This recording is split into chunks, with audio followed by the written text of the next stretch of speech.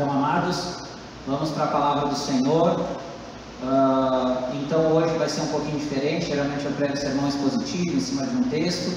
Hoje vou mais aqui no sermão temático, aí, o estilo que o nosso amado pastor Paulo muito bem usa frequentemente, onde nós vamos navegar na palavra de Deus em diversos textos bíblicos para tratar sobre um assunto tão importante que nós conhecemos, que é a mordomia cristã.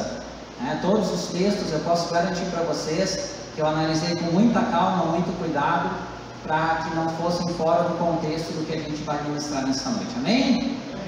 Então eu quero começar, amados, essa introdução trazendo alguns pontos aqui. Primeiro ponto, a palavra mordomia popularmente lembra levar uma vida fácil e confortável. Quando a gente fala nos nossos dias de hoje, nos nossos dias atuais, se fala muito a palavra, se usa o termo mordomia. Mordomia é levar aquela sombra e agra fresca, né? Uma vida fácil, confortável, mas a raiz da palavra, a origem da palavra não é essa, e não é sobre esse tipo de mordomia que a gente vai tratar nessa noite. Como diz o título, o tema dessa mensagem, nós vamos falar de mordomia cristã. Então vamos para o segundo ponto aqui. O que significa então?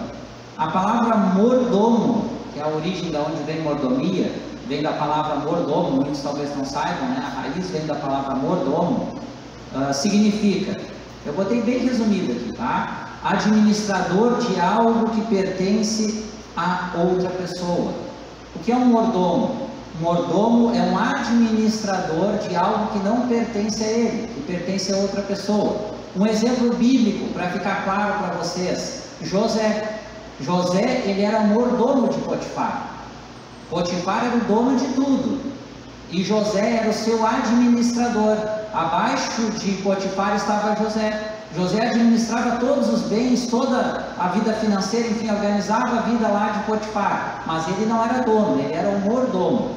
Ele era o responsável por administrar e prestar contas a Potifar. Depois vai ser mais ou menos a mesma coisa, que José vai ser usado com Faraó também, né? Mas José é um exemplo bíblico de um mordomo, então, para ficar mais claro do que a gente vai falar nessa noite. Terceiro ponto. O que seria então uma definição prática e bem resumida de mordomia cristã? Mordomia cristã é o conceito de que Deus é o dono de tudo que existe, de tudo que nós possuímos individualmente, e nós somos apenas seus administradores. Esse é o conceito básico de mordomia cristã. Deus é dono de tudo que nós possuímos, e quando eu digo tudo, é tudo. A nossa vida pertence a Deus, o nosso sopro de vida pertence a Deus, a nossa família vem de Deus, pertence a Deus, os nossos bens, o nosso tudo na nossa vida vem de Deus, e nós somos apenas mordomos de Deus, nós somos apenas administradores das graças, misericórdias e bênçãos que Deus nos permite nessa terra, amém? Então essa é uma definição básica. Vamos então para o desenvolvimento dessa mensagem. O primeiro tópico aqui que eu quero tratar é sobre a soberania e o domínio divino sobre todas as coisas. Soberania de Deus e o domínio divino sobre todas as coisas. Eu quero começar então aqui com Gênesis capítulo 2. Davi está me ajudando ali. Capítulo 2, versículos 1 e 2, que diz assim a palavra do Senhor: Assim foram concluídos os céus e a terra, e tudo o que neles há. No sétimo dia, Deus já havia concluído a obra que realizara, e nesse dia descansou. Então nós vamos ver nesse texto bíblico aqui, amados, que Deus, Ele fez tudo que existe em 6 dias. E nós cremos, né, isso se chama a crença, a teoria do criacionismo, que é Deus que criou todas as coisas, e que as coisas não são fruto da evolução das espécies, como defende o evolucionismo lá darwiniano, que as coisas foram evoluindo, um ser foi evoluindo para o outro, e lá de uma alga marinha foi ter todos os seres que tem hoje. Não, nós cremos que Deus é o criador de todas as coisas. Então Ele é soberano sobre todas as coisas, porque Ele é quem criou tudo como é. Em 6 dias Deus completa a obra da sua criação, e no sétimo dia o descanso é como contemplar a sua criação. Então tudo que existe foi criado por Deus. Vamos adiante aqui ainda. Salmo 103 e versículo 19. Salmo 103, verso 19. O Senhor... Vamos esperar ali o telão. Salmo 103 e 19. Eu vou lendo aqui então. O Senhor estabeleceu o seu trono nos céus, e como rei, veja bem, o Senhor estabeleceu o seu trono nos céus, e como rei, domina sobre tudo que existe. Aleluia! Deus não é simplesmente o Criador de todas as coisas, meus amados. O seu trono a gente viu aqui que está lá nos céus, mas Ele reina e domina sobre tudo o que existe. Vimos no primeiro texto bíblico que Deus criou todas as coisas, e aqui em Salmo 103 e 19, Deus Ele não só reina, mas Ele domina sobre todas as coisas. É o que nós chamamos de teísmo, de teós, de Deus. Deus Ele é criador, Ele é sustentador e Ele é rei. Um Deus que não só criou tudo que existe, que não só criou os seres humanos, mas interage com os seres humanos, se preocupa com os seres humanos. Eu estou falando isso porque existe uma teoria teológica de deísmo, com D, só muda o D pelo T, que diz que Deus é o criador de todas as coisas, mas é como se Deus criou tudo, apertou o botão do start e agora deixou lá, estabeleceu as leis da natureza e agora vocês que se virem aí na terra. Não, nós não cremos nesse Deus. Nós cremos num Deus que é criador, sustentador, aleluia, e que domina e reina sobre todas as coisas. Um Deus que se preocupa comigo individualmente e se preocupa com cada um de vocês individualmente. Aleluia. Vamos seguir aqui então, amados. Segundo tópico aqui, a posição dos seres humanos no plano divino. Tudo isso está dentro aqui então, para encerrar antes, mordomia cristã. Fomos criados por Deus, somos sustentados e Deus reina sobre nós. Aleluia. Segundo ponto aqui então, segundo tópico. A posição dos seres humanos no plano divino. Qual é a nossa posição dentro do plano de Deus? É muito importante entender isso também. Vamos lá então. Gênesis 1, 26 e 27.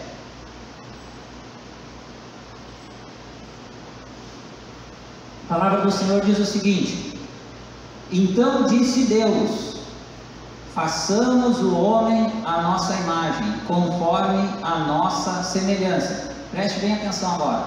Domine ele. Eu vou repetir. Domine ele sobre os peixes do mar, sobre as aves no céu, sobre os animais grandes de toda a terra e sobre todos os pequenos animais que se movem rente ao chão. Criou Deus o homem à sua imagem, a imagem de Deus o criou, homem e mulher os criou. Amados, Deus Ele fez os seres humanos para dominarem sobre toda a terra, para cuidarem de tudo que Deus criou. Ou seja, Deus fez os seres humanos para serem os seus mordomos. O ser mais importante que existe na terra é o ser humano. É o único ser vivo que Deus deu a capacidade de raciocínio, a capacidade de inteligência, de saber diferir o bem do mal, o bom do ruim. Nós somos racionais, outros seres são irracionais. Eles não têm capacidade de discernir os conceitos morais e éticos. É só os seres humanos. Deus Ele nos criou com uma plenitude na terra. Veja bem, na terra. Os seres mais importantes, Deus, Ele comissionou o homem para cuidar de toda a criação e para aqui ser então quem controla o mundo. O que isso fez? Deus criou tudo lindo e maravilhoso. Esses dias ainda, quando estava em férias, estava numa praia muito bonita lá em Santa Catarina e contemplando lá no alto do morro lá, sozinho, sentado, fiz uma caminhada lá e contemplando assim, e aquilo ali parei e fiquei conversando com Deus lá sozinho. E olhando, que coisa linda, Deus, né? Eu fico imaginando Deus criando aquela natureza maravilhosa, uma praia linda que tem lá, a Praia da Teresa. E eu fiquei imaginando que coisa linda, né? Só Deus mesmo. Como tu vai acreditar que aquilo é fruto do acaso? Que é fruto do acaso foi se transformar naquilo tudo. Então Deus é um Deus tão maravilhoso. E quem é que Ele colocou para ser mordomo daquilo? Quem é que Ele colocou para ser mordomo de tudo que existe? Nós, os seres humanos. Nós somos os mordomos de Deus. Aleluia. Continua aqui, amados. Então vamos aqui mais um tópico aqui então. Já entendemos que Deus é o Criador de todas as coisas e que também sustentador, e que nós somos os mordomos de Deus nessa terra. Vamos avançar mais um pouquinho aqui. Então, o que Deus espera dos seus mordomos? Vamos para esse próximo tópico aqui. Então já sabemos que nós somos os mordomos. O que Deus espera de nós? Como Deus espera que nós venhamos a agir nessa terra como seus mordomos? Vamos seguir aqui. 1 Timóteo 2, versículos 3 e 4. A palavra do Senhor diz o seguinte: isso é bom e agradável perante Deus, nosso Salvador, que deseja que todos os homens sejam salvos e cheguem ao conhecimento da verdade. Aleluia. Amados, a maior expectativa de Deus é que todos os seres humanos sejam salvos através da confissão de fé em Jesus Cristo, nosso Senhor e Salvador. É o texto bíblico aqui que está falando. O desejo de Deus é que todos os seres humanos sejam salvos e tenham conhecimento da verdade, através da pregação da palavra, através do Evangelho sendo proclamado às nações, ao mundo. Então a coisa mais importante que Deus tem para nós, a maior expectativa de Deus em relação a nós, olha que coisa linda isso, é que nós o reconhecemos como Senhor e Salvador. Aleluia. Eu comecei por aqui porque a coisa mais importante para Deus é que nós venhamos a confessar os nossos pecados, entregar nossa vida para Cristo e reconhecer que Ele é Senhor e Salvador e soberano. Aleluia. Por que eu estou falando isso, amados? Porque na teologia tem um conceito chamado graça comum. E o que basicamente é esse conceito de graça comum? É que Deus dispensa da sua graça comum sobre toda a humanidade. A gente consegue ver isso através da natureza e da vida. Deus, Ele faz o dia não só para os crentes, a noite não só para os crentes.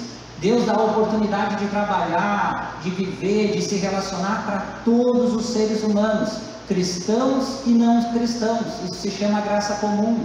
Dá oportunidades da gente tocar nossa vida aqui na terra. Só que muitos acabam ficando só nessa graça comum e não acabam reconhecendo o senhorio de Jesus Cristo. E não acabam sendo novas criaturas em Cristo Jesus.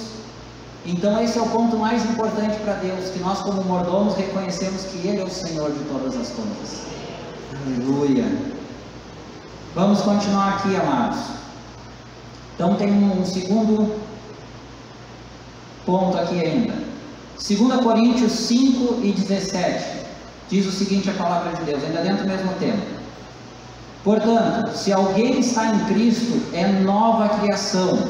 As coisas antigas já passaram, eis que surgiram coisas novas. Vejam que eu coloquei na sequência, né? Primeiro, reconhecer Deus, aceitar Cristo, entregar sua vida para Cristo, reconhecer o senhorio de Deus. E depois o segundo passo é, se alguém está em Cristo, é nova criação. Aleluia. As coisas antigas já passaram, eis que surgiram coisas novas. Aleluia. Amados, Deus espera que nós, após a nossa conversão, passamos a viver de acordo com sua vontade. Nós temos que ser balizados pelos ensinos bíblicos, pelos ensinamentos bíblicos. Depois que há a conversão, o reconhecimento do senhorio de Cristo, o reconhecimento da soberania de Deus, aleluia, nós temos que começar uma caminhada com Cristo. E para poder ser nova criatura, e para poder ter as coisas novas e deixar as coisas antigas para trás, é através da palavra de Deus, é através do estudo da palavra de Deus, é através de entender aquilo, os imperativos de Deus, aquilo que através da palavra de Deus diz faça isso, e aquilo que através da palavra de Deus diz não faça isso. É procurando nivelar os nossos conceitos morais e éticos pela palavra de Deus. Tendo como norte na nossa vida a palavra de Deus, os ensinamentos de Deus, em todas as áreas da nossa vida. Só assim nós podemos ser bons mordomos de Deus. Aleluia. Isso envolve todas as áreas da nossa vida. E eu quero falar agora de 4 4 áreas apenas. 4 áreas muito importantes. E já vou adiantar aqui, abrir um parênteses. Amados, eu estou fazendo uma pregação sobre mordomia cristã, mas mordomia cristã é uma disciplina teológica. Mordomia cristã, eu seria muito tolo e ingênuo se eu achasse que numa pregação eu iria esgotar o assunto. Não, esse assunto é extenso, é para meses de aula, mas eu tentei sintetizar aqui para trazer através de uma pregação para a igreja, de uma forma que vocês possam entender o conceito, para que vocês possam estudar mais, para que vocês possam buscar mais. E esse ano, até estive conversando com o nosso pastor aqui, o Ministério de Ensino, ele vai estar mais ativo na igreja. Uma das coisas que a gente já quer fazer esse ano é congressos, seminários, e quem sabe mordomia cristã possa ser um dos nossos seminários, um tema dos nossos seminários, ou congressos, e aí a gente vai poder explorar mais isso. Então eu estou trazendo uma coisa sintetizada aqui, amados, eu não estou querendo esgotar a questão aqui, amém? Quem aqui vai ter vontade de estudar mais sobre mordomia cristã? Aleluia, tem muitos bons estudos. Quando a gente começar a entender a Bíblia com essa perspectiva, muita coisa vai fazer sentido para nós. Muita dificuldade que a gente tem hoje vai deixar de ter quando entender que tudo vem de Deus. Aleluia. Vamos continuar aqui, então. Eu falei aqui, isso envolve áreas da nossa vida. Eu quero falar de 4 áreas da nossa vida sobre a mordomia cristã. Como a gente deve se comportar como mordomos de Deus. A vida familiar, a vida profissional, a vida religiosa e a vida social. Eu quero então agora trabalhar essas 4 áreas da nossa vida, segundo a perspectiva da mordomia cristã, a perspectiva bíblica da mordomia cristã. Primeira delas então, vamos lá, é a vida familiar. Vamos falar um pouquinho sobre a vida familiar. 1 Timóteo 5 e 8. 1 Timóteo 5 e 8 diz o seguinte: se alguém não cuida de seus parentes, e especialmente dos de sua própria família, veja bem, negou a fé e é pior que um descrente. Quem não cuida da sua família, especialmente dos seus parentes, negou a fé, é pior do que um descrente. É como considerado um apóstata, né? Dá para colocar ele como apóstata, que negou a fé e é pior do que um descrente. O que isso quer dizer, amado? Quem não cuida da sua vida familiar não pode ser um mordomo de Deus. Quem não cuida da sua família, da sua esposa, do seu marido, dos seus filhos, dos seus familiares, quem trata mal, quem amaldiçoa, quem bate, quem grita o tempo todo, quem ofende, quem odeia os seus familiares, não pode ser mordomo de Deus. A palavra aqui é dura, mas está na Bíblia. Negou a fé e é pior do que um descrente. Aleluia. A expectativa de Deus é que nós venhamos ser bons maridos, esposas, filhos, netos, aleluia, primos, enfim, sobrinhos, que dentro da nossa família não tenha desunião, que dentro da nossa família nós podemos ser mordomos de Deus, nós podemos, homens, administrar, zelar pela nossa família, ser o sacerdote do lar, mulheres serem sábias, inteligentes, no tratar com seu marido, com seus filhos, enfim. A família é algo que Deus nos deu. Sabe essa família que você tem, que às vezes até a família toda, às vezes dá problema, isso é normal, isso acontece na igreja, acontece na família, mas é a tua família, a família que Deus te deu, e Deus quer que nós zelamos por ela, que nós oramos pela nossa família, que nós ajudamos os nossos familiares, independente das circunstâncias. Aleluia, para que nós possamos ser verdadeiros mordomos de Deus na família que Deus nos deu. Dá para dar uma glória a Deus aqui? Amém. Vamos para o segundo ponto aqui, a nossa vida profissional, amados. Nossa vida profissional. 2 Tessalonicenses 3 e 10. Diz assim a palavra do Senhor: quando ainda estávamos com vocês, nós lhes ordenamos isto. Veja o que ele ordenou: se alguém não quiser trabalhar, também não coma. Paulo vai dizer que ainda quando eu estava com vocês aí, Tessalonicenses, tinha uns preguiçosos aí, uns vadiozinhos, achando que é só orar que Deus vai abençoar. Agora eu sou cristão, tem promessas financeiras de Deus na palavra de Deus? Tem promessas de bênçãos financeiras para os cristãos na palavra de Deus? Tem sim, e eu creio em todas elas, e prego e ensino elas, mas a palavra de Deus diz também, se não quer trabalhar também não coma, é o que Paulo está falando. Nós não podemos literalmente achar que vai cair do céu as coisas, nós temos que trabalhar, nós temos que fazer a nossa parte. Como mordomos de Deus devemos trabalhar para obter o nosso sustento. Não devemos ficar achando que Deus irá abençoar os preguiçosos. Deus não vai abençoar financeiramente preguiçoso. Está aqui o conselho de Paulo. Eu gosto de Paulo. Falava muito de amor, mas Paulo também era cirúrgico, assim. Ele ia lá e tocava direto no ponto. Ele era em alguns momentos bem direto, bem objetivo. Então, amados, o que Deus espera de nós?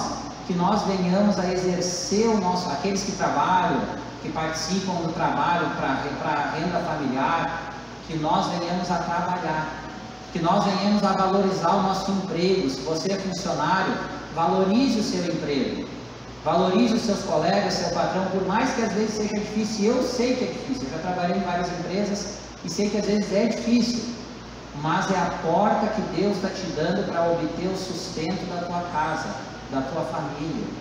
Aleluia. Você que é patrão, não é nada diferente. Valorize os seus funcionários, valorize a sua empresa, porque é a porta que Deus está te dando para sustentar a sua família. Nós temos que nos dedicar com amor. Nós temos que lembrar que quando a gente está trabalhando, a gente é mordomo de Deus naquele lugar. Também somos mordomos de Deus no nosso trabalho. Qual é a referência dos teus colegas que estão falando de ti lá no teu trabalho? Será que eles veem em ti aquilo que a palavra de Deus diz? Que a gente tem que ser imitadores de Cristo. Paulo disse: sede meus imitadores como eu sou de Cristo. Será que lá no nosso serviço as pessoas estão nos enxergando, se eles sabem que nós somos cristãos? Será que as nossas atitudes lá no nosso serviço mostram que nós somos mordomos de Deus? Ou será que dizem o contrário? Será que Deus tem se agradado da minha vida profissional e da tua vida profissional? Ah, meu irmão Marcos, mas Deus não está nem aí para isso. Não. Deus é dono de tudo e como eu estou falando aqui, estou sendo repetitivo e vou ser até o final da mensagem. Tudo vem de Deus, inclusive a nossa vida profissional. Amém? Vamos seguir aqui mais adiante um pouquinho. Agora eu quero falar e vou aqui me estender um pouquinho mais sobre a nossa vida religiosa. Nossa vida religiosa, que é muito importante também aos olhos de Deus. Vamos começar aqui com Hebreus 10 e 25. Vai dizer o seguinte, essa primeira frase eu quero que vocês prestem bem atenção. Não deixemos de reunirmos como igreja. Eu vou repetir. Não deixemos de reunirmos como igreja, segundo o costume de alguns, mas encorajando-nos uns aos outros, ainda mais quando vocês veem que se aproxima o dia. Aleluia. O dia aqui é o dia da segunda vinda de Cristo, tá, amados? E a cada dia que passa, aí você pode dizer, né? O Cristo está voltando, está às portas. A cada uma coisa que é lógica. É lógico, a gente tem que crer na volta de Cristo, e a cada dia que passa fica mais perto, porque é um dia menos, né? Então, a cada dia que passa, Cristo, se vai ser agora na nossa geração ou não sei. Mas amanhã vai estar mais perto, depois de amanhã vai estar mais perto. E já naquela época dos apóstolos, eles acreditavam que Jesus voltaria já naquele tempo deles. Então nós temos que viver crendo nisso. Mas vamos lá, o ponto não é esse que eu quero tratar. O ponto é lá daquela primeira frase, que vai dizer, né, não deixamos de reunir-nos como igreja. Já naquela época tinha gente que achava que podia ser desigrejado. Já naquela época. E talvez alguns, né, que estão assistindo aqui, ou alguém que vai assistir depois nas redes sociais, vão até querer comentar lá. Mas tu não sabia que na igreja, tempos, só a partir do século IV, depois do ano de 313, com Constantino, quando proibiu a perseguição aos cristãos, eu sou historiador, Eu sou historiador, eu sei bem disso, é a minha área. E a história da igreja é uma coisa que eu gosto muito de estudar. Só começou a ter templos como nós temos hoje a partir do século IV. Mas a igreja acontecia na casa dos irmãos. Aleluia, está escrito lá, a igreja que se reúne na casa do fulano, a igreja que se reúne na casa do ciclano. E ainda aqui eu vou falar bases bíblicas, que já tinha inclusive cargos, ordenações, contribuição financeira, tudo que tem hoje tinha lá. A única diferença é que a igreja se reunia escondido nas casas, porque eles eram perseguidos pelo Império Romano. Aleluia, mas aquela casa era o templo de Deus ali para eles. Aleluia, graças a Deus que a partir do quarto século, para os desavisados, para os desigrejados, que a partir do quarto século nós podemos ter liberdade para adorar a Deus, nós podemos construir templos confortáveis, né, para poder adorar a Deus com liberdade. Aqueles irmãos não podiam, mas eles não deixavam de congregar como igreja. Aleluia, de se reunir, de se submeter às lideranças eclesiásticas, de contribuir financeiramente.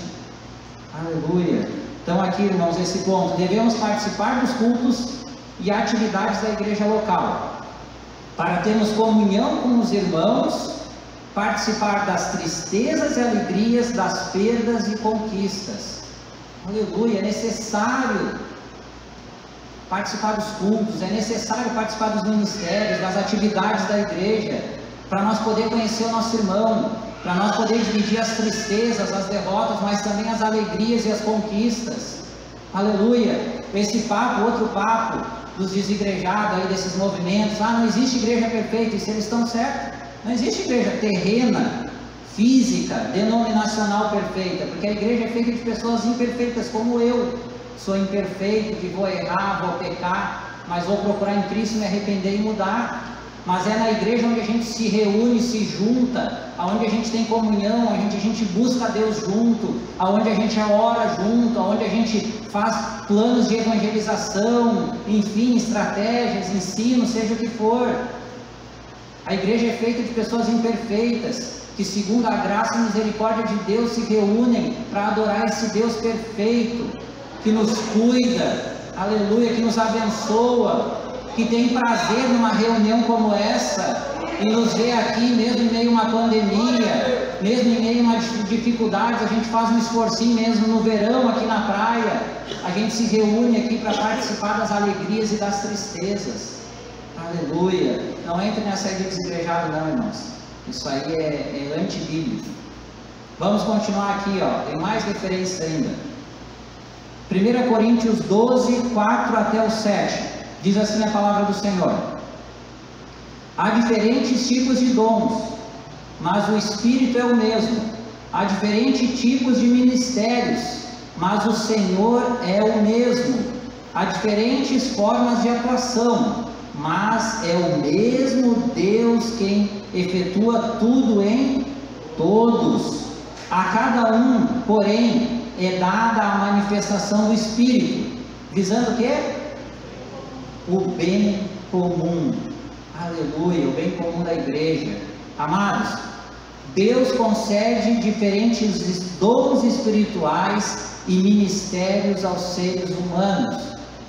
Deus, ele concede dons espirituais para uns e ministérios, na igreja para outros. Às vezes a pessoa tem mais de um ministério, às vezes a pessoa tem mais de um dom, mas enfim, é Deus quem concede os dons, os ministérios, as atividades na igreja, aos seres humanos. Qual é o propósito? Com o propósito da edificação da tua igreja. O apóstolo Paulo, escrevendo aos Coríntios, vai dizer também sobre a liturgia do culto, que tudo que seja feito para a edificação da igreja. Quando os irmãos lá de Corinto eram muito bagunceiros no culto, faziam umas coisas muito loucas lá, e ele disse, tudo seja feito, ele vai dar várias explicações, que tudo seja feito para edificação. Aleluia. Então todos os dons, os ministérios que Deus nos dá, não é para o irmão Marco achar que é o cara, que é professor de teologia, pregador, o pastor Paulo achar que ele é o pastor presidente, ele é o cara. Não. Engana-se plenamente quem pensa que é assim. Ou o pastor Felipe, lá o cara do som, cuida dos jovens, faz um monte de coisa na igreja, uma benção, ele é o cara. Não é para a gente ser o cara. Não. Está totalmente errado quem pensa assim. Devemos deixar Deus nos usar segundo estes dons. Amados, não, preste bem atenção. Deus, Ele nos dá dons para edificação da igreja. Deus, Ele nos dá dons para estar aqui juntos. Mais um argumento para nós estar juntos como igreja. É para edificação da igreja, é para pregar na igreja, é para cantar na igreja, é para servir como a Gabi ali, né, nos auxiliando, o irmão Washington lá nos auxiliando também, o diaconato, o grupo de louvor, aleluia, o irmão Preto que dirigiu aqui. Isso é dons e ministérios. Às vezes as pessoas têm dificuldade com isso é dom e ministério. A Deus deu um dom para uma coisa, chamou o outro para outro ministério. Nós temos ali a escolinha que está trabalhando agora, enquanto a gente está fazendo aqui, aleluia, é cada um fazendo aquilo que Deus chamou para fazer, com um propósito comum, que esse culto aconteça, que nós possamos prestar um culto a Deus, que Deus possa falar conosco, e não só o culto, as outras atividades também da igreja. É para isso que Deus nos dá dons e ministérios, para ter quem comande, quem lidere, quem coordena, para quem cuide disso, para quem cuide daquilo, para o irmão Marco cuidar lá do ensino, para exercer o dom através da pregação da palavra, aleluia. E eu vou concluir essa parte aqui, irmãos, não devemos enterrar os nossos dons e o nosso chamado ministerial. Tem muita gente que enterra, que recebe dom e ministério de Deus, e cava um buraco e joga o dom lá dentro, e joga o ministério lá dentro. Deus, Ele até vai levantar outra pessoa para cobrir aquele, porque a obra é dele, né? Ele tem compromisso com a obra, mas a expectativa de Deus era que você, que eu, fizesse aquilo que Deus nos chamou, nos abençoou e nos capacitou para fazer. Não vamos enterrar os dons que Deus nos deu, não vamos negar aquilo que Deus nos chamou para fazer na obra, nosso ministério. Aleluia. Continua aqui, amados, ainda sobre a igreja, 2 Coríntios 9, 12, diz assim o texto bíblico: o serviço ministerial que vocês estão realizando não está apenas suprindo as necessidades do povo de Deus, mas também transbordando em muitas expressões de gratidão a Deus. Antes de falar aqui o ponto desse texto aqui, eu tenho que fazer uma rápida aqui exegese do texto, tá? Amados, aqui Paulo, ele está escrevendo aos Coríntios aqui, capítulo 8, não só o versículo, capítulo 9, versículo 12, todo o capítulo 8 e todo o capítulo 9, ou praticamente todo. Você pode ler em casa, leia em casa se você está com dúvida, leia todos os textos que eu falei aqui em casa, para ver os contextos, é bênção.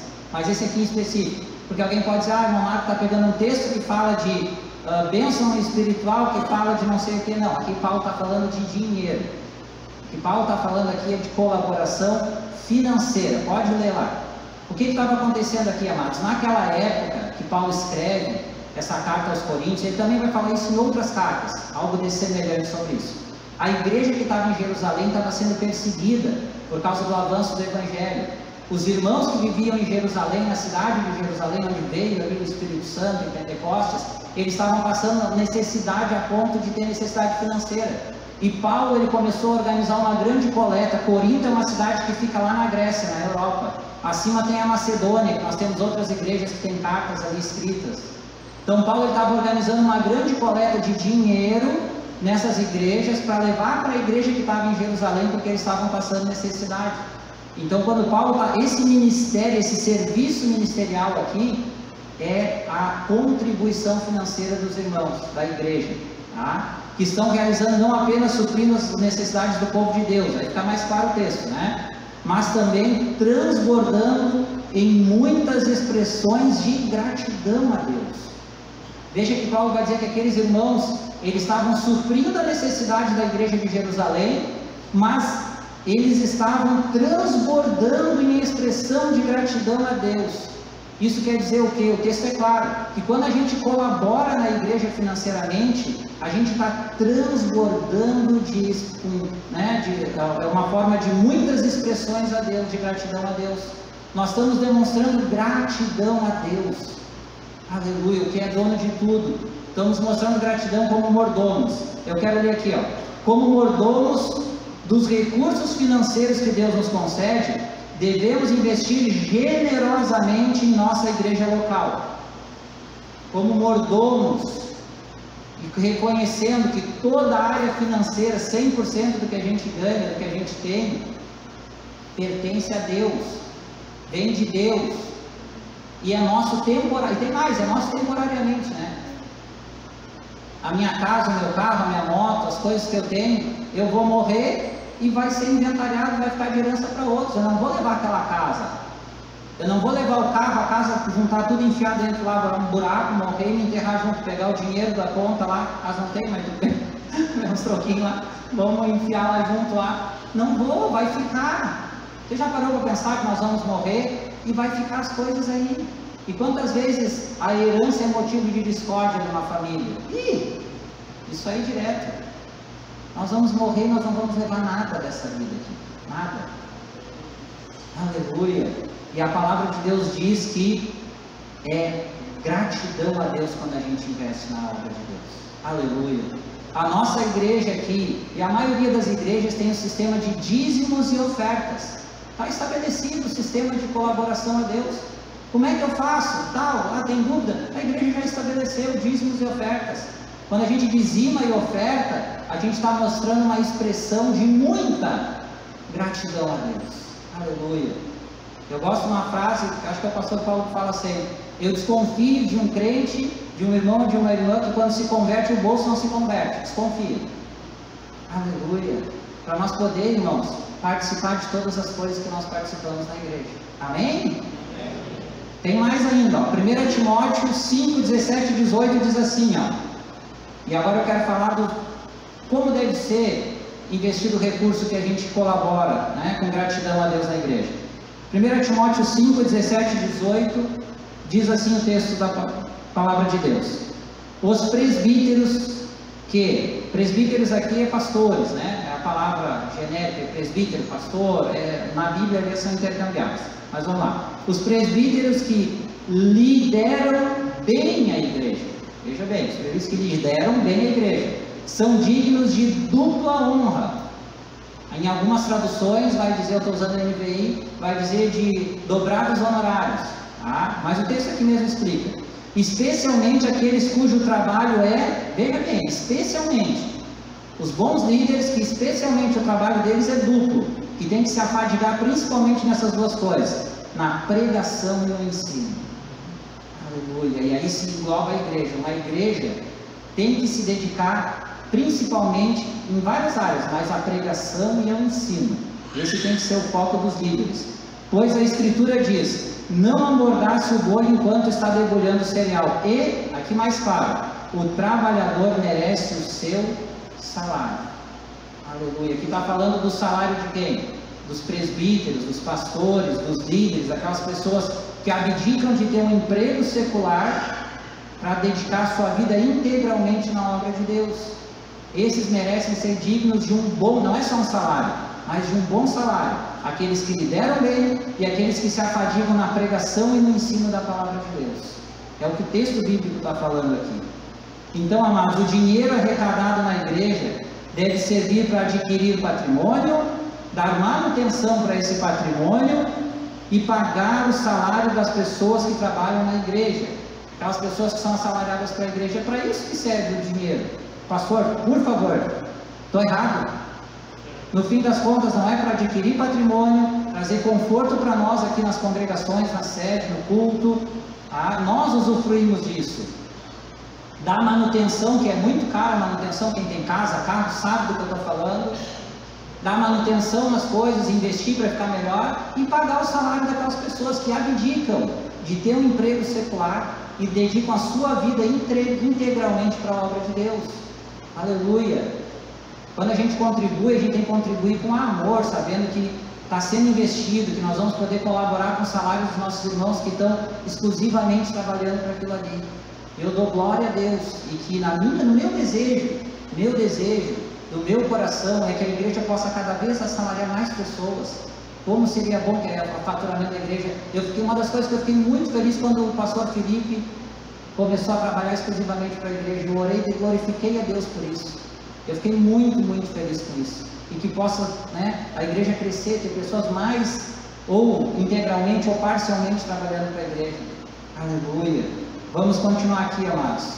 Então acho que ficou bem claro aqui esses temas, porque se nós somos bons mordomos de Deus, nós vamos investir na nossa igreja local, na nossa igreja local, na nossa igreja local. Por que eu quero frisar aqui? Eu tenho sou estudante, estudo muito, tenho várias referências como estudante de teologia, principalmente, e oro a Deus, que Deus abençoe essas pessoas que me abençoam através de livros, materiais do YouTube, enfim, várias fontes que eu estudo, mas quando eu tiver problema é na porta do meu pastor que eu vou bater. Se eu estiver doente lá, vai ser o meu pastor que vai lá orar por mim. É o teu pastor, é o teu líder lá, que vai chegar e vai te ajudar no teu momento de dificuldade, é quem vai estar próximo de ti. Aleluia. Então por isso que a gente tem que investir na nossa igreja local primeiro, para depois pensar em outras coisas. Amém? Vamos continuar aqui. Vida social, é o último ponto, depois eu vou concluir. Então, amados, nós temos que ser mordomos de Deus também, assim como na nossa família, na vida religiosa e também na vida social. 1 de Pedro 2, 13 e 14 e depois o 17.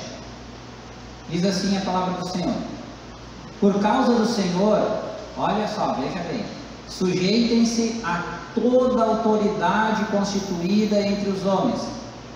Quantas autoridades? Algumas? Toda a autoridade constituída entre os homens.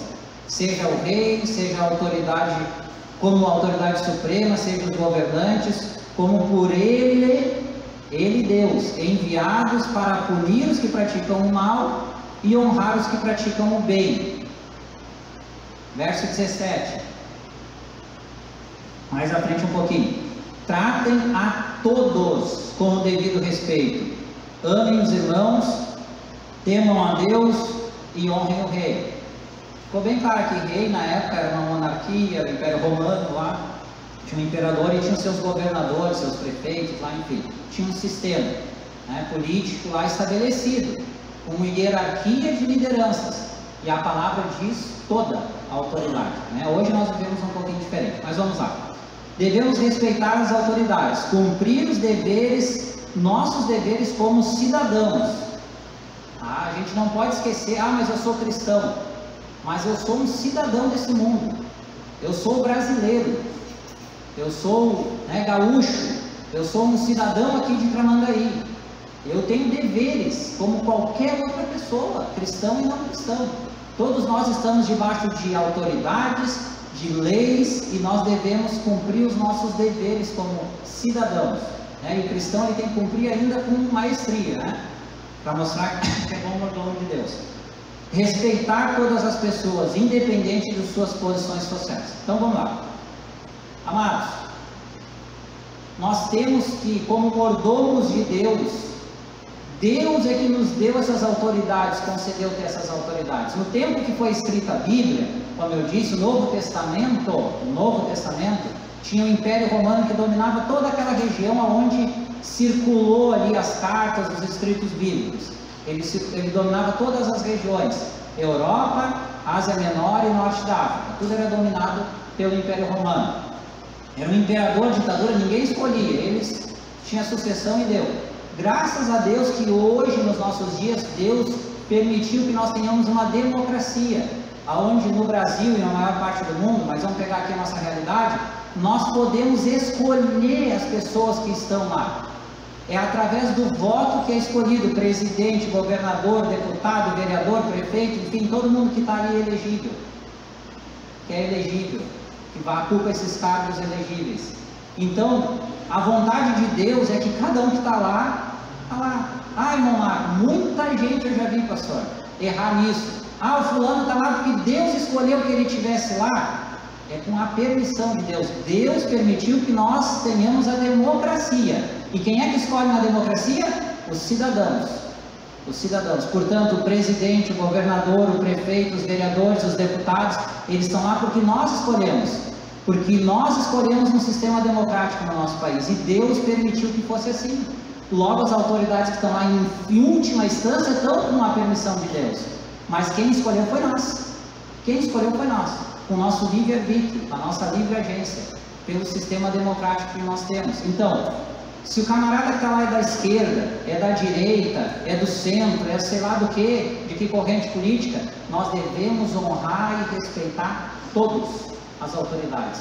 Porque no momento que a gente vai lá para o Facebook, para o Instagram, né, WhatsApp, e querer sentar a lenha lá em autoridades constituídas de forma agressiva, de forma que o cristão não deve se posicionar, isso eu não estou dizendo que nós não tenhamos direito político, isso aí dava uma pregação, quem sabe, nós temos eleição de 2 anos, tem esse ano, traga uma mensagem só sobre isso, mas tem que ser bem rápido agora por causa do tempo.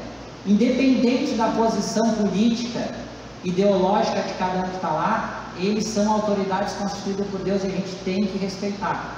As pessoas que desrespeitam as autoridades que estão constituídas, não podem dizer que são bons mordomos de Deus. Não estão sendo bons mordomos de Deus na vida social.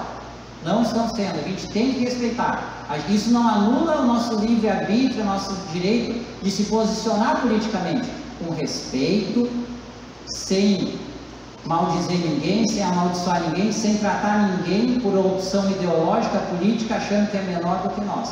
É opção. Cada um é livre para escolher o partido que quiser, o candidato que quiser. A igreja não pode dizer tem que votar nesse, votar naquele outro. Não, isso não é papel da igreja. As igrejas que fazem isso estão erradas. Estão saindo do papel, pregação e ensino.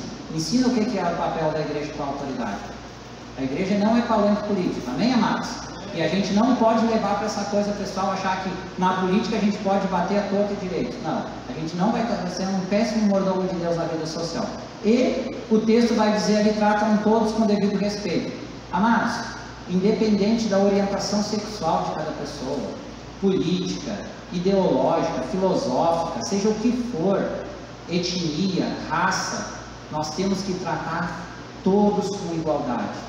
O nosso papel, Cristo morreu naquela cruz por toda a humanidade. Cristo ele não fez acepção de pessoas naquela hora, é os do partido desse, é os que tem isso, não, é por todos nós. Em Adão e Eva toda a humanidade caiu. Aleluia! Pelo Romanos 5 vai dizer lá que por causa do pecado de um só, todos pecaram, todos destituídos da glória de Deus. Mais na frente Romanos 5 vai dizer, mas pelo ato de um só, aleluia, todos quantos aqueles que chegam a Ele, que creem nele, podem ser salvos, aleluia. Nós temos que tratar todo mundo com respeito na vida social, na política, no esporte, seja o que for. Outra coisa é o futebol, né? Futebol parece que os caras deixam de ser crentes. Então, amados, nós temos que ser cristãos, ser mordomos de Deus. Deus, ele tem uma expectativa para que naquela área da vida social, cada área da vida social, nós nos posicionamos como mordomos de Deus. Vamos usar bem o nosso direito de opinião, política, ideológica, esportiva, enfim, respeitando o próximo. Amém? Então, amados, eu quero concluir então essa mensagem em 3 pontos agora bem rapidinho. Na verdade, é só um reforço daquilo tudo que foi ministrado nessa noite. Como eu disse, vou reforçar aqui, falar de novo. O assunto mordomia cristã tem vários desdobramentos, dariam várias pregações, dá um congresso. Se Deus abençoar, um dia a gente pode fazer um trabalho mais específico sobre isso. Mas vamos lá. Primeiro ponto. Tudo que possuímos provém de Deus. Nós temos que sair daqui nessa noite com essa ideia. Eu quero forçar nesses 3 pontos aqui que são fundamentais. Talvez você esqueça a referência bíblica, exatamente o que eu falei, mas não esquece, vamos levar isso para casa. Tudo que possuímos provém de Deus.